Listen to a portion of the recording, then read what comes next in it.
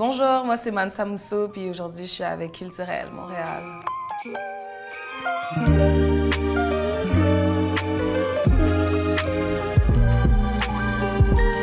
Ben, dans le fond, moi je suis malienne. Mansa Mousso, c'est en Bambara Mandinka, donc c'est mon dialecte de ma tribe, si on peut dire. Mansa, ça veut dire royauté, dans le fond, l'empereur, comme Mansa Moussa, je sais pas si vous connaissez, ça a été l'homme le plus riche de l'humanité. Mais dans le fond, Mansa, ça veut juste dire l'empereur. So, Mousso, ça veut dire enfant, genre, ben pas enfant, mais fille. Donc, Mansa Mousso vient du fait que je suis une Keita. Et les Keita sont les descendants de la dynastie Mansarena. Donc, c'est un gros lien là, étymologique là, dans mon nom. Ça m'a pris du temps, en fait, reconnaître la richesse de comme, ma culture. J'ai grandi vraiment élevée comme à la façon malienne. Donc, j'ai toujours été là-dedans sans vraiment comme questionner sur comment c'est riche et tout. Ça m'a pris un vraiment bon voyage en Afrique, puis avoir passé du temps dans un village pour vraiment comme comprendre c'est quoi là. Puis en revenant, c'est vraiment là que j'ai compris qui tu es. C'est qu'on souvent on dit qu'il faut que tu pars de où est-ce que tu es pour savoir qui tu es vraiment là. Fait que non, ça m'a vraiment ouvert les yeux, ça m'a aidé. Puis ouais, non, c'est ça. Parce que, premièrement, c'est ma langue primaire. C'est la langue dans laquelle je m'exprime le mieux. Je trouve que je peux aller vraiment déceler genre, des sentiments ou des feelings précis en écrivant dans ma propre langue. En anglais, je trouve que j'ai un accent, je trouve que ça sonne forcé. Je trouve que la musique, c'est faite pour être facile, là, comme quand tu le fais. Genre, c'est pas supposé se sentir comme si tu essaies de... En tout cas, moi, personnellement, j'ai pas envie de me sentir comme si j'ai besoin de vraiment façonner mes textes d'une manière parce que j'écris pas dans ma langue, que je suis confortable dedans. Fait que c'est pour ça que j'ai décidé d'être en français, mais il y a aussi quelque chose de vraiment cool avec le slang montréalais. On n'a pas vraiment de chanteurs qui chantent en français, qui est pas issu de communautés genre autres que les Blancs, genre. Fait que non, c'est ça, je kiffe vraiment comme Aya Nakamura, style, les genres de chanteuses françaises, mais je trouve que ça serait cool d'avoir quelqu'un comme ça en français de Montréal, avec le lingo pis tout. Fait que ouais, ça sonne bien à mes oreilles. Je dirais sexy parce que genre, il y a vraiment la féminité dans ma musique. C'est vraiment comme, you know, jeune femme en détresse, mais comme, tu sais, still a bad bitch. Puis comme, c'est vraiment juste un vibe sexy, sensuel que j'aime donner parce que je sais pas, j'aime vraiment, genre, tout ce qui est...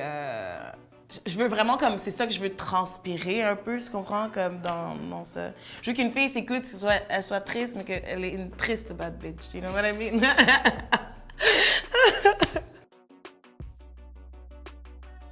Je voulais devenir meilleur DJ que mon ex-boyfriend.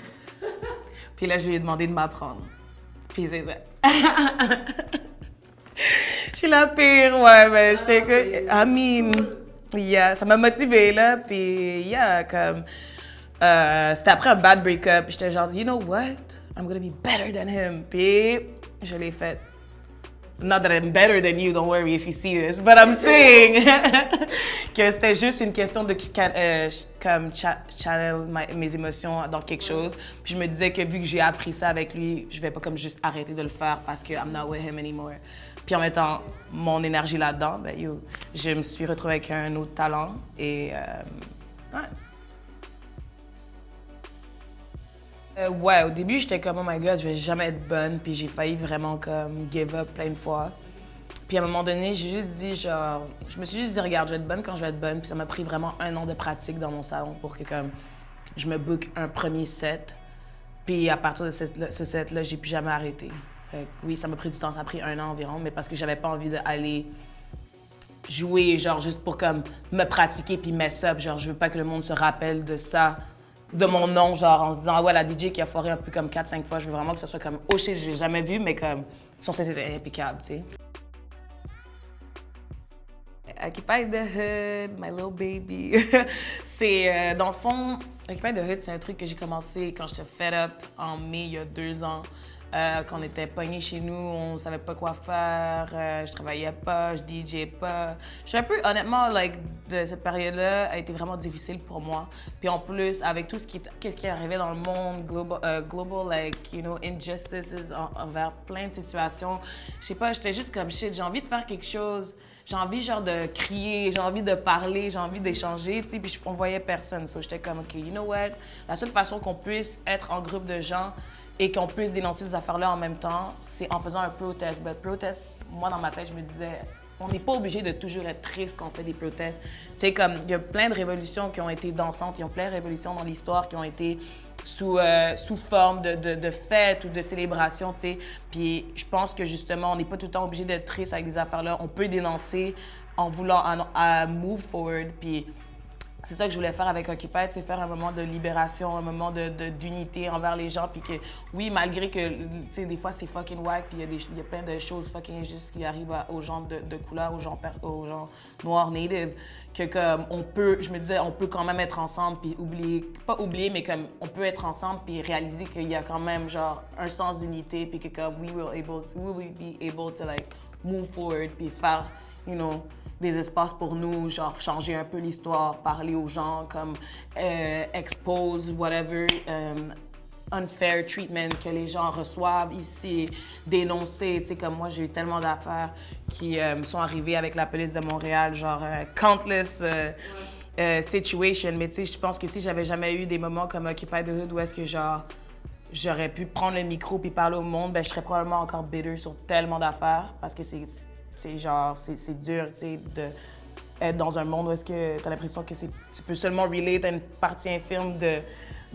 ce monde-là, puis que tu es autour tu sais, dans une province autour de plein de monde qui reconnaissent même pas nécessairement le racisme. Fait que c'est comme, c'est ça, c'était un bon moment de, comment dire, défoulatoire pour moi. Puis je pense que pour beaucoup d'autres personnes aussi, tu sais. Ça faisait vraiment peur, honnêtement, parce que j'étais comme, I'm gonna get arrested. J'étais comme, je vais te faire arrêter. Mais non, genre, j'ai gagné confiance, puis je me suis dit, si j'organise tout bien, puis que je le fais bien, puis que j'oublie aucun détail, I don't see where we go wrong. Puis actually, ben, ça n'a pas vraiment allé wrong, là, tu sais. Fait c'est sûr qu'il y a eu quelques situations, mais c'est sûr qu'en créant un mouvement comme ça, you will never have it right the first time. Puis peut-être qu'au même au bout de 10 fois, tu ne l'auras pas right all the time, mais comme si tu es capable de cocher au moins genre plein de points positifs, I mean, c'est... Le plus vite que tu arrêtes de te comparer aux gens, le plus vite que tu vas avancer. J'aime ma mère.